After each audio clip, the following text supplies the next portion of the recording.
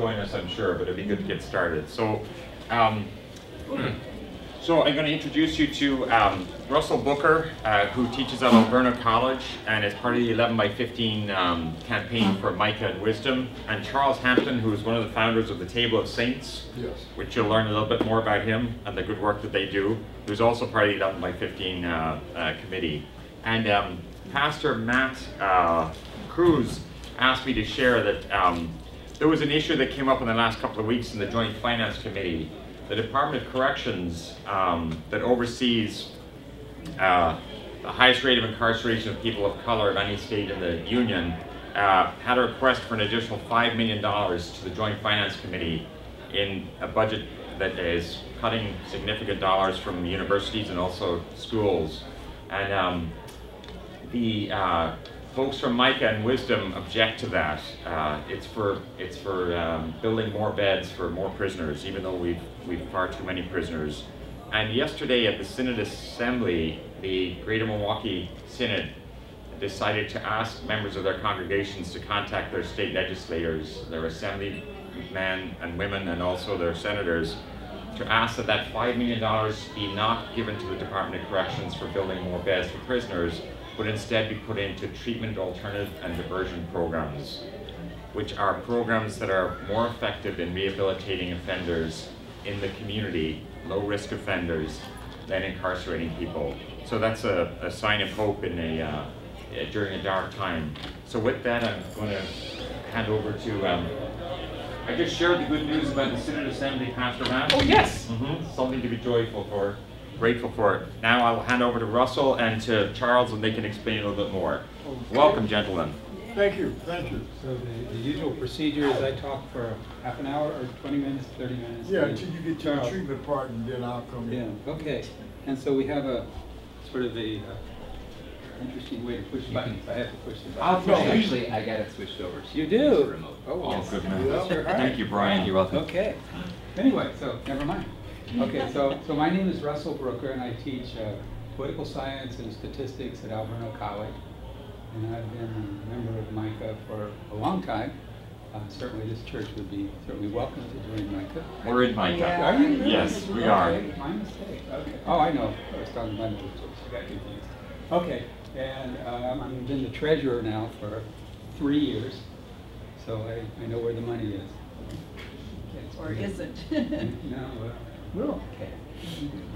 But if you want to give money, it's certainly welcome. Right. Okay. Okay. So here, Martin Luther King. The time is always right to do what's right, and so the 11 by 15 was begun about 5 years ago.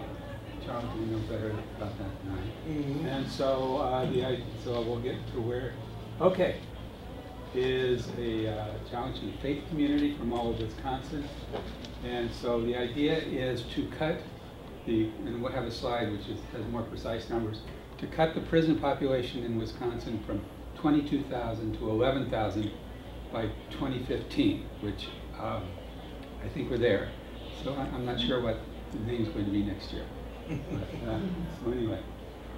It's still going to exist, though, right? Oh yeah, yeah. Well, no, we're not quitting. That's No, we're still working on it right now. It does not have an expiration date. Okay. And so here is the magnitude of Wisconsin's problem. And so you can see that the prison population really jumped up in the 90s. If you look at the actual national prison population, you can see it actually started in the mid-80s, jumping up like that. And the Wisconsin and the nation is actually going down a teeny bit year after year, because this campaign that began was very controversial when it began, but now has been accepted by liberals and conservatives across the country, although not across Wisconsin. Okay. And so here we have the racial disparity. So it's about 13% of black men are in prison in Wisconsin right now. So that's 1 in 8. If it were 1 in 8, it'd be 12.5%.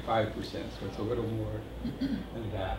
And certainly the highest, and the next is Oklahoma. And so we're higher than in Mississippi.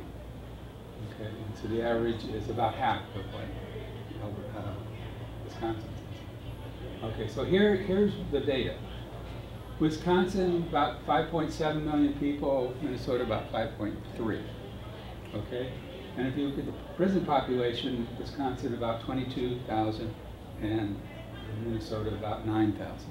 So with about the same population, we have more than twice as many prisoners.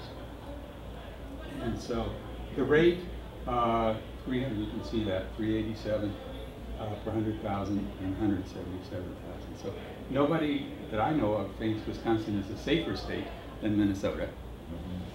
Okay. So the idea of the campaign is to bring this under control. So no one's talking about, I don't know, if you watch Lock Up Raw on MSNBC, you see some really bad people locked up and you think, thank God for prisons. So there are some people who should be in prison, okay, but some of them should not. And so we need reforms that have been proven that they work, and I'll get to some numbers later. And so now is the time. And we're part of a national movement, so it's not limited to Wisconsin, it's a national movement. And Michelle, I don't know if she's in the slide, but Michelle Alexander wrote a book called The New Jim Crow, published, I believe, about 2010. And that's really changed the game so that even people like Richard Viguerie, like the godfather of the conservative movement and the modern conservative movement, and Newt Gingrich are now on the side that we're on. We're on the side that they're on. And so three parts to the 11 by 15. One is to stop sending people to prison who shouldn't be there.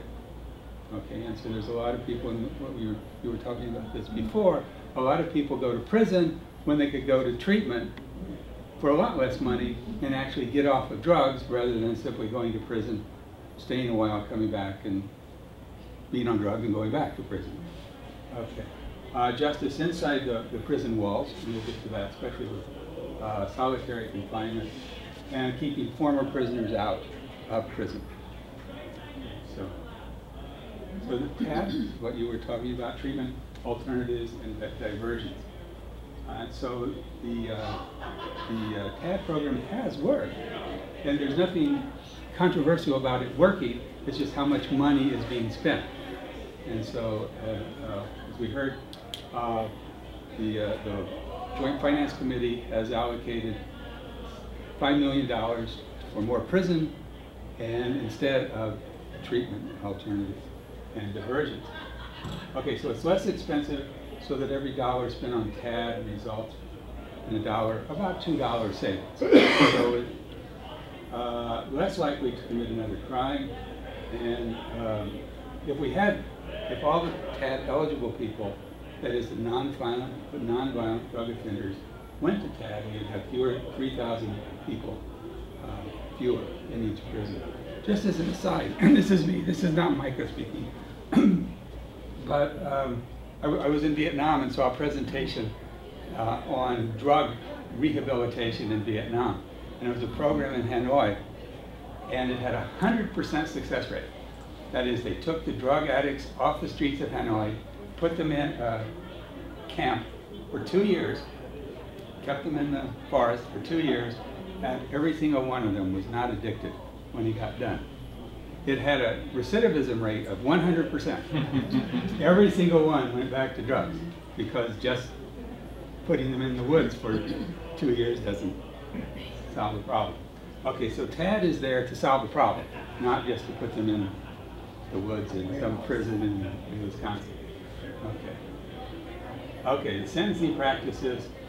17-year-olds now are can be treated as adults. They're really not.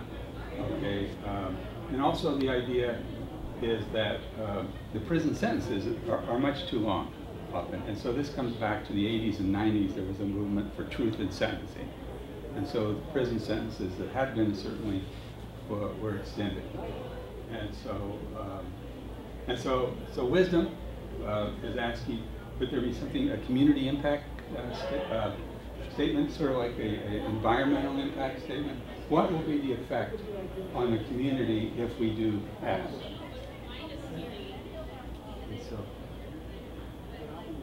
So on January 1st, 2000, we had the Truth in Sentencing law that was put into effect.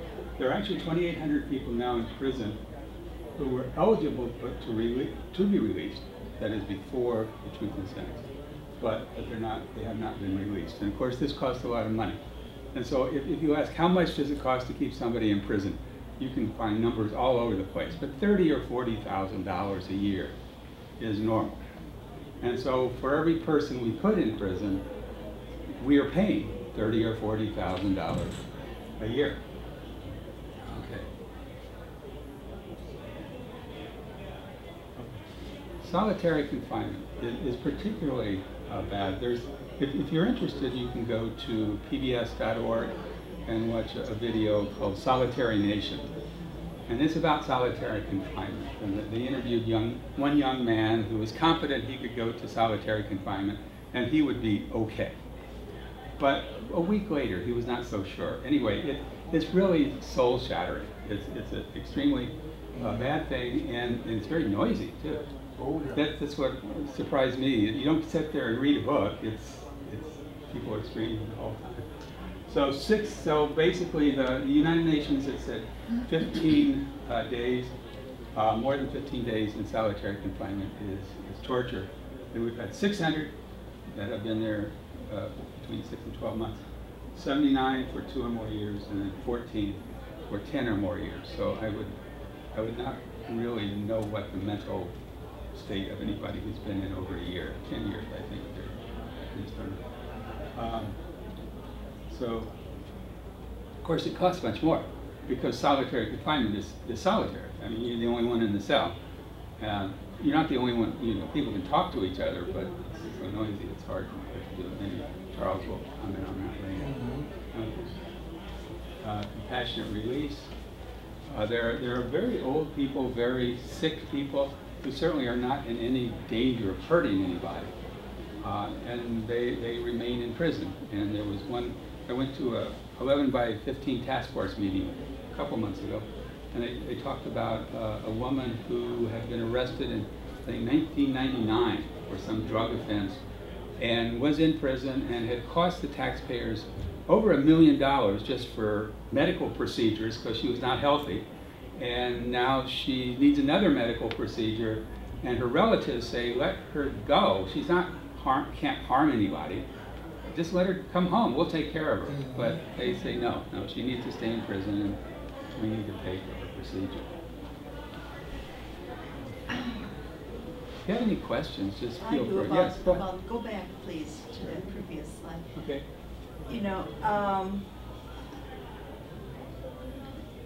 I'm wondering, like the last bullet point, nursing home facilities willing to accept, on the release of, or do the counties want disabled and elderly prisoners who are expensive to provide medical care for? Yeah. Do they want them back? Because they may be on the county levy then. Right. And I could just hear the Right. county officials saying, you keep them, you keep them, you keep them. We don't want them on our levy. Right. So I'm wondering if that's happening. Maybe you can't answer that, but I can just hear the whisper, the county association saying to the legislature, don't send them back to us. These 60, 70, 80-year-old prisoners, we don't want them. 60's not old. Well, I know, they're spring chickens. But I can imagine that happening. I mean, you're a political scientist? Yeah. You should know. Yeah, my guess is, I don't know, but my guess is that you're right. My guess is that the people who the governmental units who would have to pay for these people Right. are saying, let the state pay for them.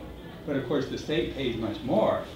I mean, it's much more expensive to keep a person in hospice care in prison than it is in hospice care. And so, especially if the hospice care is at home. That's not part of the logic. Well, I mean, the political logic. Right. It's it's always who pays. And if you can bump it to some other little account, yeah. that's... Well, it seems like the state then would say, hey, we can make Milwaukee County pay for it, let's do it. Now, you can see why Milwaukee County, as you just said, would not like that idea. But nevertheless, if you look at it as a global thing, I mean... It's not within the nature of politicians to think. Well, but, I mean, okay, yes. I'm sorry. Why? Why do we have so many more than other states? Why? I mean, is there? Well, I think it's in, I answer your words or slide. I less? think it's in the slides, but I'll answer your question. One is we arrest more. We arrest, whereas in other states they're put in treatment, or they're simply not arrested. They're not put in prison. Okay, so we arrest more. We put more in prison. Okay, and so not in the slide here, but if you look at who goes to prison and who goes to prison for non-violent drug offenses. Okay, if you step back, who is guilty of non-violent drug offenses? And it's young people. And if you look at the curve of who uses drugs, very few 8-year-olds use drugs, and very few 38-year-olds use drugs. But from age 17 or so to age 30 or so, it's very high. So it's young people who use drugs. Who gets caught using drugs? Young black men get caught using drugs. They're not more likely than young white men to use drugs, but they're just more likely to be caught. And so, so they are more likely to be caught, then they are more likely to be sent to prison. So somebody, a white 25-year-old in Waukesha may use drugs on a regular basis. He's very unlikely to be caught. He does it in his home. It's just the police aren't looking for him as they are in the inner city. And so one thing is more people are caught, more people are arrested, more people are put in prisons. Okay. The second is that more people stay longer. Okay, and so I don't have the numbers on that, but they're not hard to find. The third reason is that people, once released, say on probation or parole, are more likely to go back. So that was said 3,000 a year was on the slide there. And so my wife used to work at the House of Corrections, and did you? Oh yeah. Yeah, okay. And she said that a lot of people in the House of Corrections are there for parole violations, not for breaking the law, but for parole violation. I think there's a slide on this later on, but since I'm answering your question. Okay. And so someone on parole can be stopped virtually any time of the day for a parole violation. It's very difficult to go through a day without violating a parole. And so, for example, if you're a passenger in a car that is stopped for a broken taillight, you can go back to prison for that, even though the driver may get a fine for a broken taillight, but you had police contact, and so now you go back. Or not, depending upon the discretion of the officer. And so you add those three up, and you get a lot of people in prison. Yes? I think in the 80s there was this humongous movement of get tough on drugs. And it started with Reagan and the deinstitutionalizing of facilities and with mental illness and so forth. And when you look at the tremendous cottage industry of building prisons, it took place in the 80s and 90s, doubled, tripled. Right. It's crazy. If you go back 40 years, there were about 700,000 prisoners in the United States. And now there's about 2.1 million. So 3 times as many. Now it's gone down. 3 or 4 years ago, it was actually a little bit higher. The conservatives now, Koch brothers, for example, Yeah. are coming out saying, we gotta do something about this. And that's the first time, let's get tough on tough laws, has been the big language that gets people elected. That's changing now, I hope. But not in Wisconsin. Isn't it? Yeah, it is. It is. The Koch brothers, Richard Viguerie, Newt Gingrich, people like that. And Newt Gingrich had a column in the New York Times a few years ago saying this is just insane. We're spending lots and lots of money for nothing. And it has an organization called Right on Crime, which is a pun because it's the right wing, but they're right and politically, but right factually, you know that. So anyway, so that's that organization. If you want to read about this, there's an article in the New Yorker 2 issues ago, I think 2 or 3 issues ago, about Wisconsin and about Milwaukee. And John Chisholm is the main person about the article is about. And so, I don't know, if you give me your email address, I can email the article to you. And so it talks about the conservatives that are against this mass incarceration. And it mentions Scott Walker for 1 sentence, and it says all he has done is to increase the length of prison sentences. Goes on to another topic. Get tough on crime. Yeah, and so Nelson Rockefeller was sort of the poster boy of this, and so in the 80s he had the really, really draconian punishments against drug use, which today seem insane. So, I think I answered your question, right? Giuliani too, just followed up on that wave of get tough on small crimes. Yeah, it's called broken window policing. Right. The idea is that if there's a broken window and nobody fixes it, then people break another, and nobody fixes that, then everybody feels they have no responsibility. So what you do is you fix the first broken window, and that maintains order. And so the idea is you arrest the first drug user, but then it may make sense with windows, it doesn't make sense with people. Another problem is that in communities, the drug users, the first time they're arrested, most of them have jobs. And then when they're in prison, they don't, because they're in prison. And so they often have children, wives or girlfriends. And so the woman then has to, if she's already working, now she has to work more. If she wasn't working, now she has to work, which means her kids are unsupervised, which means they're more likely to join gangs, more likely to perpetuate the problem, which costs more money 20 years down the road.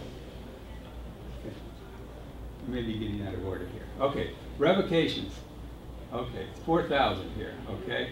And so I said in the car with the broken light, but if you accept a job offer, one man was sent back to prison for opening an email account. And so it's always more detailed than that. There may be some restriction that you're a child molester and you can't open email accounts, but GPS, they wear bracelets, and if the GPS malfunctions, then they can be sent back to prison, even though they didn't go anywhere, but the GPS simply didn't work. So there's a lot of ways to go back to prison. All right. Okay. And so you can't be out on bail. So if you get revoked, in the meantime, before it's decided what to do with you, you're in jail, council of correction, and you can lose your job because no employer wants somebody to miss work at random times, and so anyway, they're revoked in March at $35,000 a year. So it just adds up, and it adds up to a lot of money. Does anybody have any questions on that particular thing? Because basically what he's saying is that there's been several men and women have lost their jobs due to allegations. And those allegations, you sit down at MSDF for 21 days until they make a decision on what they're going to do. And then at the end of it, they find out that it were false allegations, but what do you want to do when it comes to your job? There's only a few that an employer chose to hold on to the job because of the good work that they've done. But a great many of them have to go all the way through the whole risk roll of trying to find a job again continuously. So it's guilty until proven innocent. Yeah. Right. Yeah, bottom line, that's what it is. Yeah. The prison, the social workers, the probation agents and parole agents have a lot to say about what's going to happen. And I can't quite, I was a probation agent and also a prison social worker. And I can't say that I ever saw anything in the car with a broken tail light. I never heard of it. Yeah. Accused. My wife it had to be much more serious than that. Well, that's what she told me. She was a psychiatric social worker at the House of Corrections. So actually a treatment center, a legal. What do they do? Yeah. But I found so many, and most of them up there were white. But they were young fellas who hadn't done anything. They weren't dangerous. Yeah. They just got caught with a drug a little too often, or it was too large of an amount. And if there's a certain amount you have with you, you're considered a dealer, because they say, well, you can't use all that right away. You're going to give it to somebody or sell it to somebody. No proof of that. Yeah. But that's what happened to them. And then they get out and try to find work. You know, who wants the next prisoner? Yeah. We'll get to that in minutes. Something to say? Oh, okay. Transitional jobs. Help people go from prison to work. There are even cases of people going from solitary confinement to release. I mean, now you're in solitary confinement, now you're released, go find a job. And I don't know how anybody does that. I remember being in the Army, which is nothing like being in solitary confinement, but it's just weird to all of a sudden not be in the Army anymore. Well, what do I do? What do I do? So I can imagine how difficult it is to go to some solitary confinement. Like a lot of you may have a thought that the way the system is designed and set up, that there are stages, which there are stages, and you're supposed to go through. And one of the stages that as you get closer to your out date, you're supposed to end up at a work release center, supposed to get a job, get training, and be able to get more established back into the community. Well, it doesn't always happen in the case. I had a gentleman came to me about 6 weeks ago. He called me, and we had a nice conversation. And he said he had just got through doing 10 years. He got himself together. And I said, where did you just come from? He said, Fox Lake. Oh, Fox Lake work release? He said, no, Fox Lake. The prison. The prison. So I said, what, did you ever go to work release? He said, no. I said, well, how much money do you have? He said, $270. So now he did 10 years, come home with $270. They set him down, said, now go find a job, go get yourself together. They do. It happens to a lot of men and women coming out of the system. A lot of them end up down at the rescue mission, the guest house, Salvation Army, places like that, all because of what the system is doing. But they don't want you to be aware of that, what they're doing. If you want to see a really good video about, not Wisconsin, but national, it's called The House I Live In, and you can buy it on Amazon. That's where I got it. But The House I Live In is an hour and 45 minutes, and it's about mass incarceration generally. And it's about the people who are in prison who shouldn't be there. And it's actually quite good. And one of the most eloquent people is a guard at a prison, I think in Nevada. Just saying, if you lock them, I can keep them locked up forever if you want me to, but that's a good idea. So anyway, so The House I Live In, it's a really good video. Okay. Ban the box. So this is what we were talking about. Who wants to hire an ex-prisoner? And so many job applications now have a box or a line where you check if you've ever been convicted of a felony. So, so basically, if you ever hired anybody and you get a stack of applications, you're always looking for a way to put them into do not look at file because it makes your job easier. And so the ban the box gives you a reason, just put them on the other side, and then you don't. And so the idea here is that if we just don't have the box, then they get considered. Now, eventually, we're not trying to hide this from the employer forever, but at least they get to the second step, that they're considered on their merits.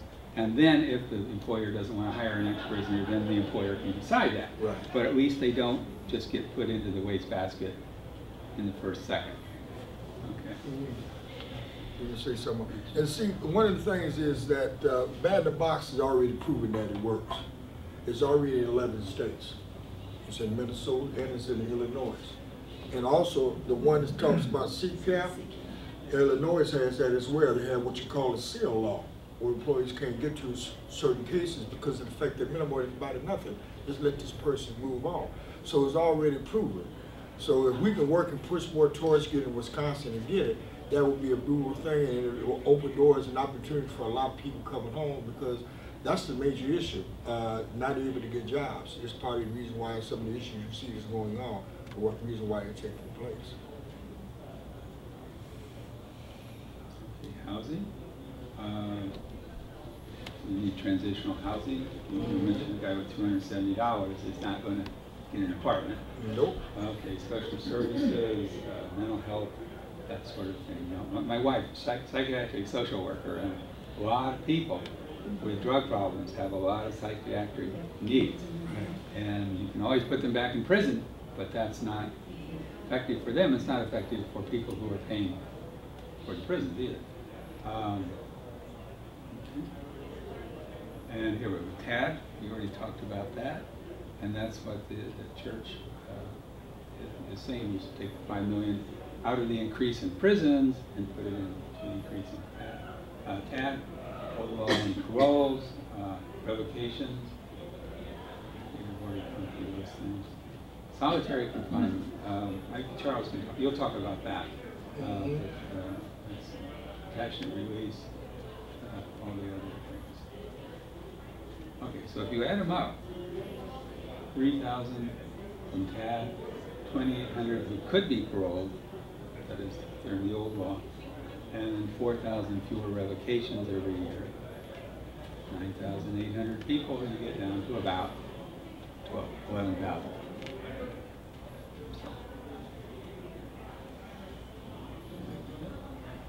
So if you are interested, Dave Liners is the guy in charge. This is david.liners1@gmail.com. So he's in charge of. I'm right about that. Yeah. Okay. I don't know Jerry Hancock. Joe L. Liner. They're there.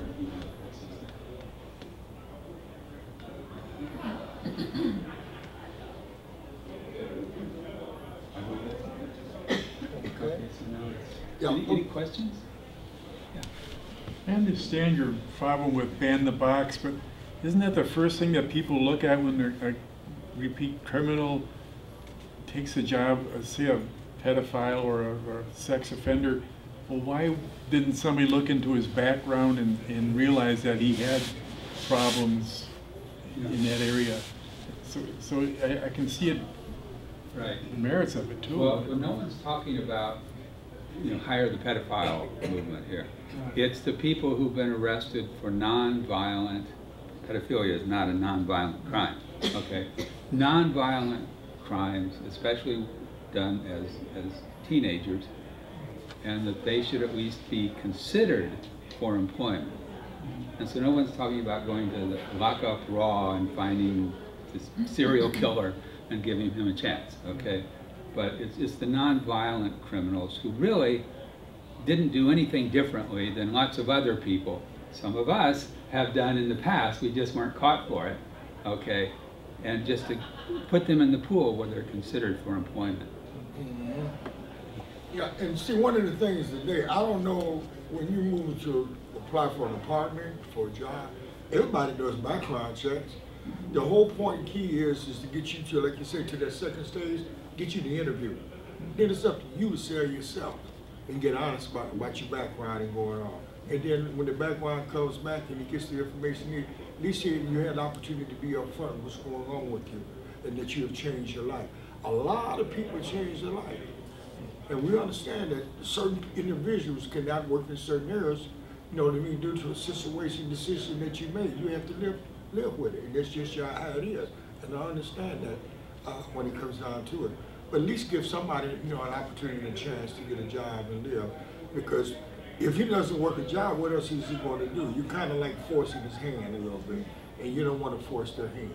That's what we try to get with this hand.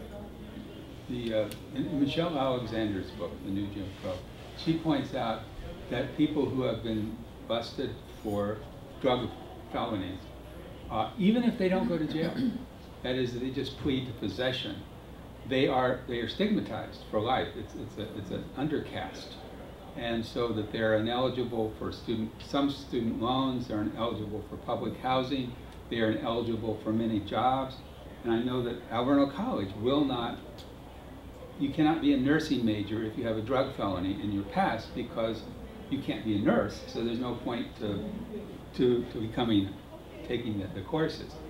And so that... state law? Yeah, I think so. that's a state law. Yeah. And so that you do have to take statistics if you're a nurse, so that's good. That's good. Okay, but That's torture enough. that's torture enough. Hey, statistics is fun. Okay, but it's in addition to this, and it's not Wisconsin. It's not only Wisconsin by any means, but it's very common to stigmatize these people. So you create a caste system where it has millions of people by the time you do this for 30 or 40 years across the nation. So, anyway, Charles, thank you. It's up to you. Well, we appreciate again and thank you again for being here and willing to listen to hear and get to understand the importance of why we need each other, you know, in this mission. But again, my name is Charles Hampton. I'm part of an organization called Table of the Saints. Table of the Saints was formed in 2009, and actually it was formed in prison at the Fillmore Chamber Center in 2009. We were 20 men that came together because we wanted to change, wanted to make a difference, and we wanted to be, not continue to be part of the problem, wanted to be part of the solution and give back to our community. Because of the fact that something changed up here. Okay, we came to the realization, and then the heart changed, everything changed. Because when you really understand, get connected with God, that darkness come off of you, and all of a sudden you come into the light, you start seeing things from another perspective, and boy, that light just turned on, and boy, that turned us on. And we said we had to do something about it. I struggled with drugs for over 20-some years myself, okay? I started basically when I was around 13 years old, drinking and stuff like that, and then it led to various other things and stuff. So from that point, what I did was, I turned around and got involved with just different criminal activities and stuff, selling drugs and stuff like that. And basically what it did is destroy my life. But the thing about it, you know, God saw different, and he saw something different about me.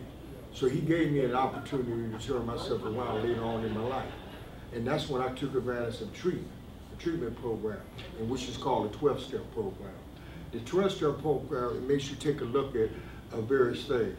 Now, I remember listening to the story about Bill W. back in the early 1900s when the church was struggling with alcoholism real heavy, and the church couldn't do nothing about it. They couldn't figure out what to do. So in 1935, Bill W. started an AA program, the 12-step program, and all of a sudden, it started saving lives, and lives started turning around. And since then, that one program has developed over 500 anonymous programs today. So it does help, it does work. So treatment, when it changed my way of thinking and my views on how I looked at things, I started looking at the fact of this. 80% of the men and women that go into prison go in with a drug and alcohol problem. And guess what? 80% of them come out with that same problem, that same issue, because it was never addressed. You may be under the assumption that it was addressed in there, but it was really never addressed. So that's why what I did, I took the time myself, personally, and addressed it, and took a look at myself, and it turned me around. And I'm really grateful for that. And when we got out, we continued with our studies directly across the street from the Cheney Center, where we released at Jehovah's Miracle Temple. And we stayed there right there. We hold studies every Thursday night, and we've been doing that going on 6 years now. So that's why I say I know it works. Now, some of you may be familiar with Pastor Joel Wenger. Pastor Joel Wenger was coming there, picking up me and taking them to his church. He was very much aware of what we were doing. So when we got out, we told him about we were continuing our studies, continuing our work, and he asked us to become part of MICAH organization. So we went to MICAH, went to one meeting, and we've been a part of MICAH ever since. Then in 2010, in around August, David Liners, Pastor Joel Wenger, and everybody decided to get together, and that's when they formulated the 11x15 program. Okay, it started off with 40 people, and it developed to what it is today, because of the fact that the main mission was to get the word out. They launched it down in St. Ben's on 10th and Highland in February 20th, and it's been going ever since. And it's been a beautiful thing, real beautiful thing that's going on. One other thing, you was talking about solitary confinement. Solitary confinement is, there was one gentleman that was in the news, he did 40 years in solitary confinement. How can Anybody do 40 years, but yeah. If you Google it, you'll find, just Google 40 years in solitary confinement, it'll come up. You'll see it, okay? Now you think if you do 40 years in solitary confinement, you get released, what state of mind are you going to be in when you come out of there, okay? The thing is, what we're trying to do is get you to see that unfortunately DOC is not doing what it needs to do to help change people's ways, help them with the drug and alcohol problems. They're really not addressing this, the job issues, the training, they're not addressing it. And this is what we're trying to do. Through the TAD program, we'll be able to address all the major issues that you're dealing with. One of the things that happened for us is that some of you are familiar with Wendell Hursky, Project Return. They got familiar with us and asked us to become a part of their organization, and we're partnering with them with their organization. They help them with AODA, they help them with resumes, job, education, housing, whole list of things that they help them with. And that's what we're a part of. So it works. And I see people change lives, change every day. I'm also part of an organization we call In the Company of Good Men. And what we do is a mentoring organization. It's a large mentoring organization. They're also a part of a larger work called Priscilla's Lost and Found, and they have 7 chapters. I've been blessed to be a part of it. I've been traveling with them. There's so many great things that happen for me and part of my other colleagues since our release, since we turned our life around, since we decided to make a positive change in our lives today. What was that organization called? It's called In the Company of Good Men. No, the second one that you named. Oh, Priscilla's Lost and Found. Priscilla's Lost and Found. If you Google it, pull it up, you'll see what to do. Matter of fact, we're having a retreat here in October. Every 2 years we have a retreat, and all chapters come to each state every year. Every 2 years, what we're going to be doing. One thing about prisons primarily was built prison for profit. Maybe some of you might be familiar with CCA. It's Corrections Corporations of America. They had put out a few years ago requests for 48 states to allow them to come in and take over their prisons. But what they wanted you to do is to guarantee a 90% occupancy over 20 years. They want you to guarantee it. They said it'll save you money. So you had a lot of states and towns who were building prisons and stuff, right? Say there was one particular prison town in, I think it was Colorado. I forget exactly what, it was on PBS the other day. And they spent $27 million in 2007 to build this prison. And after you build it, guess what? They haven't housed not one person in that prison since it's been built. And now the bank has foreclosed on it for $27 million behind what they did. So that's what you have today. You have a prison for profit today. And some states are profiting, some are not, some are losing, some towns are winning, some are not. But that's all it is. Yeah, that's all it is. There's something called the prison industrial complex, named after Eisenhower's name. And so the private prisons is one aspect of it. The other is the prison guards. They have unions which lobby for longer sentences. Other are the towns, which the economies depend upon prisons being there. And another is the companies that supply prisons, the phone companies, prisons buy lots of stuff. And so if you add up, and there's others that I can't recall right now, but if you add all of these together, what you have is a constituency for locking people up, independent of whether they're guilty or not. And so if this prison in Colorado, which never housed a single person, is probably good. No one his life has been ruined by this prison. It's just a waste of money. But it's even worse if they build the prison, then they feel the need to fill it. So that's an I important remember in aspect. 2009, Senator Linda Taylor was pushing and driving to start closing prisons. But she didn't have a lot of, her colleagues behind her, but that was her mission to push. But one of the guards asked her and said, well, what about my job? You got to keep housing, you got to keep locking people up so you can keep your job. But I wonder if when we start saying, well, let's lock your father, your mother, let's lock up your son, your daughter, what would your views and feelings be then, But it started me when I heard the guard say that, what about my job? And it's just what he said. When you build these prisons up in these little towns, they depend upon it, okay? And in fact, when Wisconsin was housing them out of state, and they was in Sarah, Oklahoma, Sarah, Oklahoma was charging $30 a phone call for 5 minutes. They was milking. They building all kind of $1 million city hall, doing all kind of things, making all kind of money. But when Wisconsin got a hold of it with the pushback, they ended up moving them down to, I forgot the other town that they moved them down to. So then I think Hawaii houses them down here in Sarah now. That's where most of the Hawaiians had. And most of the Hawaiians now are housed in CCA's facilities and stuff like that.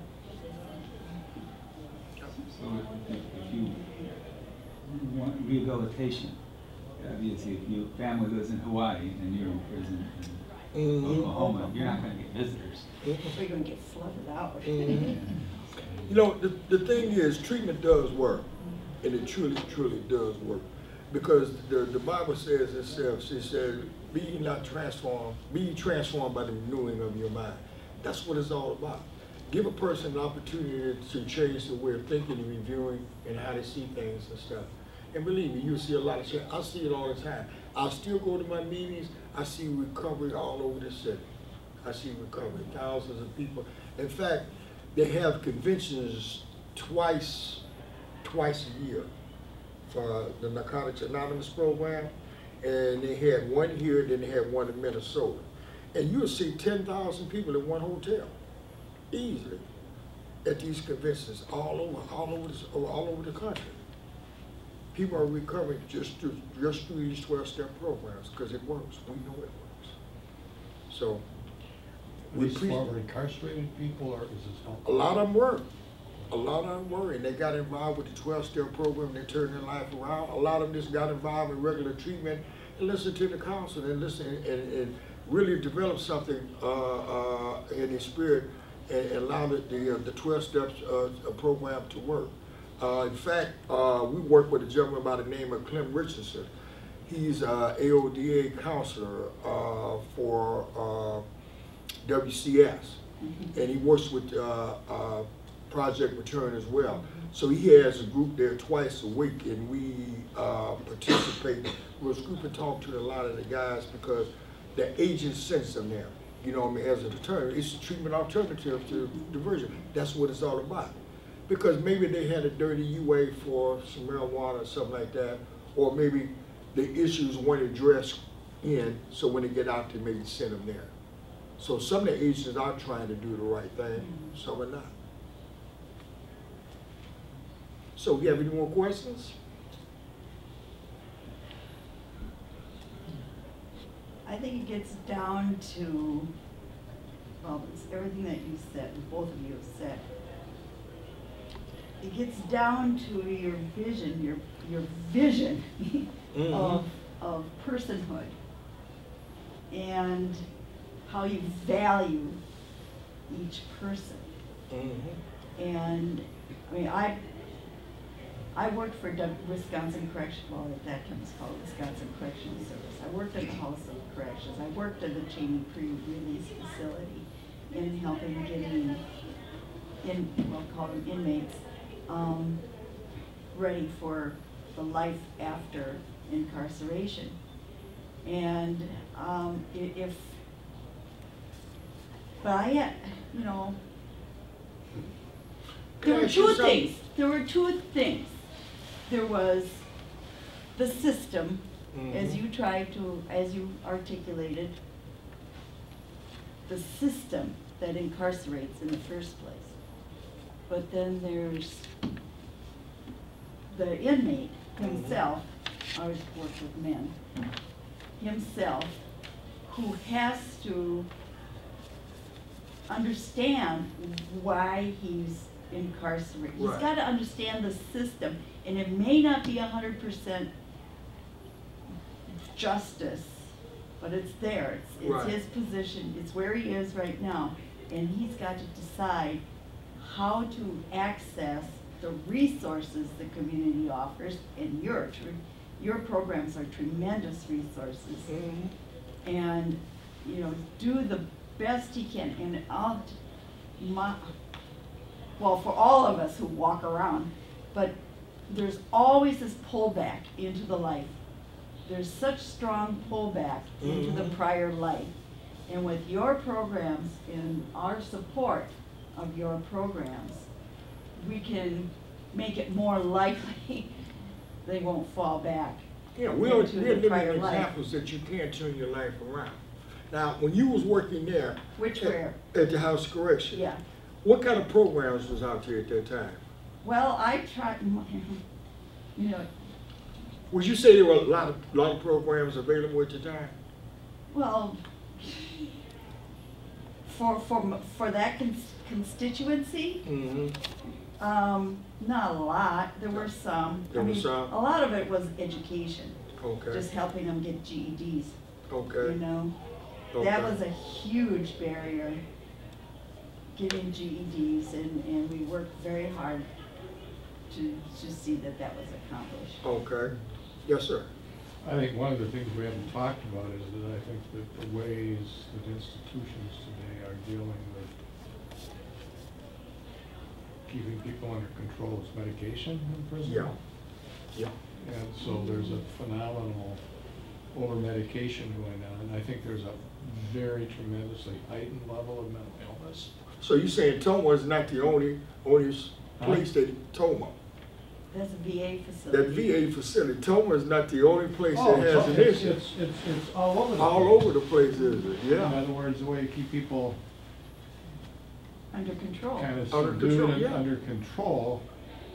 You can talk about solitary confinement, which is people out of control, or you can talk about medications.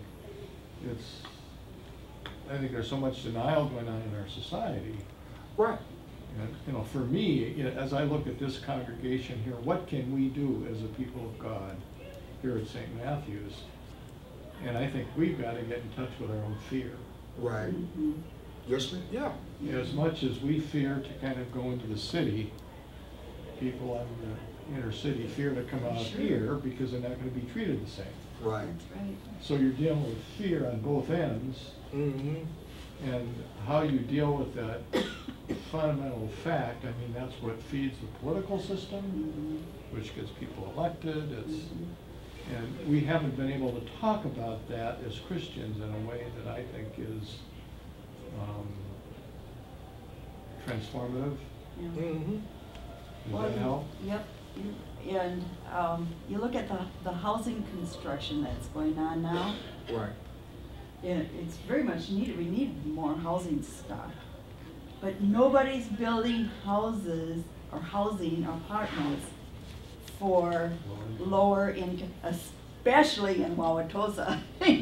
Especially in Wauwatosa. Well, it's not happening anywhere, but I mean, you can't. What do people expect?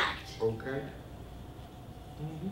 If you concentrate poverty and problems, you're going to have more poverty and problems. Mm-hmm. It's so, but, you know, let's get housing built, but, you know, Yeah, we've been talking about that since. Yeah, I we was have in a lot of kindergarten. things that we need to address, but the only way they're going to be addressed and taken care of is we all continue to come together. And that's the uniqueness about the 11 by 15 program, the number of people that is brought together. And as I stress, it started with just 40 people. And now you got thousands all across the country, all across the state that are involved with it. Just the other day when they needed to go to Madison for the last rally, close to 1,000 people was there for the rally. But then there was others around here making phone calls and doing the things that is necessary. But this 11x15 program is not just here in the state of Wisconsin, it's all across this country. Because of the fact that they feeling the need, they feeling the pressure for change. And some of these states are taking the necessary step because they see this is wrong. This is wrong. We're not helping the problem. We'll continue to feed the problem, making it worse. It is just a matter of time before Wisconsin wakes up and realize you got to change your way of thinking. You know, you got to change your way of thinking. You got to look at things a little bit different. You reap what you sow. Yeah. If you oppress people, Pope Paul VI said, if you want peace, work for justice. And we get the politicians that we deserve, and if they play on our fears and we lack sufficient faith to recognize Charles as our brother in Christ, or people who are the same color of Charles, and just react to what's in the newspaper and that's on the news, and not get to know people, we go down the path of destruction. The kingdom of God is what we're called to live into, and part of the kingdom of God is getting to know people who are prisoners and ex-prisoners, ex-offenders, and affirming their dignity of being created in the image of God just like we are.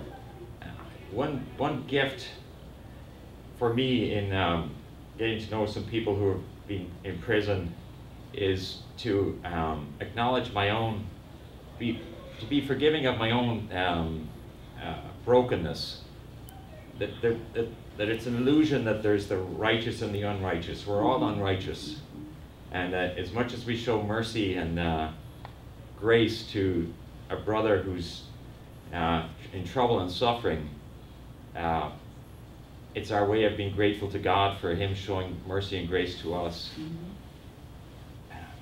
Appreciate, brother. Amen. Amen.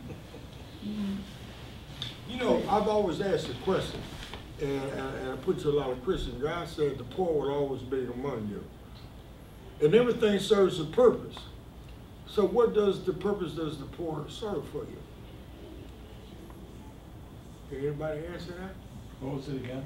What is the purpose of the poor among us?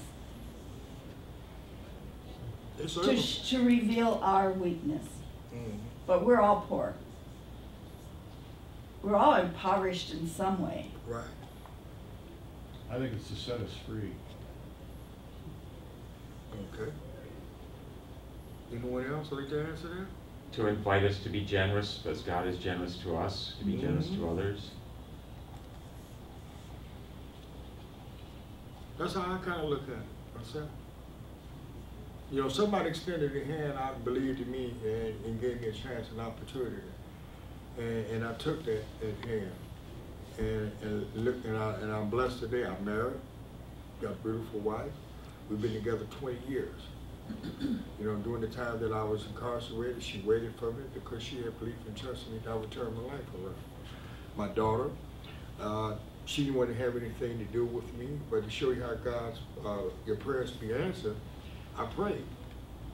You know, that God will restore my life with my daughter and my 8 grandchildren. And one day I received a phone call while I was incarcerated. And Sergeant Stokes called me up to the booth. He asked me, he said, do you know a young lady by the name of Louise Crutchfield? I said, yes, I do. That's my daughter. So when I talked to her on the phone, she said, Dad, I don't know why I reached out to you, but something in my heart and spirit told me to call you.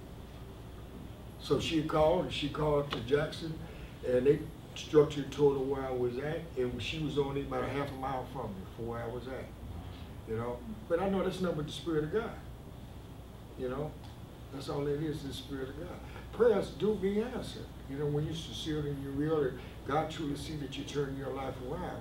And that's why I've dedicated my life to extend my hand to help those in need. And I believe, that's why I said I believe the poor, they serve a strong purpose for us all. You know? They serve a strong purpose. you know? Because I remember where I came from, and I'll never forget it, where I come from, you know? So I'm very thankful, very blessed today. And I'm so blessed today that the gentleman, some of you may know as I expressed, was Pastor Joel Winger. He's our founder. And I have some paperwork I'd like to pass out to you if you don't mind, if you'd like to share in our celebration. We're going to be having a celebration on June 26th at St. Martin's Newport Church. Pastor Joel Winger is a beautiful man. Matter of fact, I believe Russell said he just got his book. What is the name of the Strength in the Struggle? Yeah, Strength in the Struggle. And it's a great book. And you know, I was truly honored to know how he walked with Martin Luther King, him and Joyce together, in the years that they put in. It makes you think about so much, you know, their dedication and love for others. Our pastor Matt's going to be using that as a study group this summer here at the church. Oh, I have to watch for that. So I've you might got the want to book watch for already. that. It's a great book. Yes, it is. Yes, it is. I don't know how I could remember all that. Okay. So the so that event will support Table of the Saints. So Yes, it is. There's information about that. And Table of the Saints is a little bit of the kingdom of God, which is the answer to our problems in the inner city. And so that's true anywhere. That's the truth. Mm-hmm. And so if you give it prayerful consideration to go along to that event on June 26th, that will be, you know, in my lifetime, I grew up in Ireland, and in my lifetime I saw Northern Ireland go from people killing each other over religious differences to people living largely in peace now. And in Milwaukee, people are killing each other, but there's hope for that to end. And what happened in Northern Ireland was a lot of people, an awful lot of people, doing acts of justice and acts of kindness to each other, including in time politicians. But it mostly came from the people in the, who just lived in the communities. And if there's hope for Northern Ireland to be a peaceful place, there's hope for the city of Milwaukee to have an end to the murders and people of color and people of different income levels living in peace in God's kingdom. And what day is that? It's on Are you going to hand those out? Sure. Yeah, we're going to hand them Just a little- out. And you know, Sure. the one thing I learned, uniqueness about the Bible itself, Solomon talked about that in the book of Ecclesiastes, and talked about it in chapter 9, verses 3 through 5. He was troubled about Ecclesiastes because of the fact the evil and the problems that was going on, kind of like what's going on here today. But one thing he talked about, that he wanted to keep hope alive, because he says, as long as you got the breath of life in you, there's hope for you. Okay, if you ever get a chance to read it. It's chapter 9, verses 3 through 5. And I always wondered, because you remember Jesse Jackson, Reverend Jesse Jackson, he always talks about keep hope alive. And I always wondered where he got that from, and that's where he got that from, out of the book of Ecclesiastes. so let's give our thanks to Charles and to Russell for their work. And Pastor Carl, would you finish us in a word of prayer? Sure. Thank you. If we want to stand, then. Make it short. Great. Just before you finish that, here's, I take books to the House of Correction, right? And so if you want to bring books to the church here, I can pick them up. I just live a few blocks from here. And so I've taken thousands of books over the years. And so they want paperbacks, no books about how to escape from jail, no romance. They say they have too many romance. But any other paperback. No hardbacks? No, they won't let them have hardbacks.